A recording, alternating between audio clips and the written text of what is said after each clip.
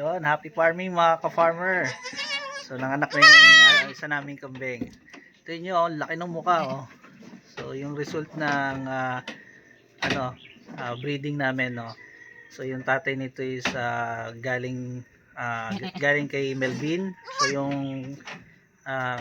may Melvin Aitona. So yung kanyang kambing ay galing naman kay Ricky Tan.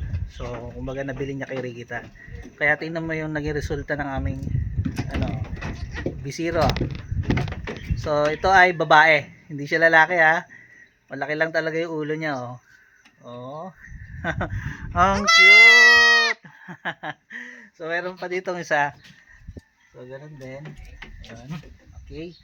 Nakita ko sa inyo. Ayan oh. Ang lalaki ng ulo nila, mukha nila. So ito babae din. Babae din ito. Ayan.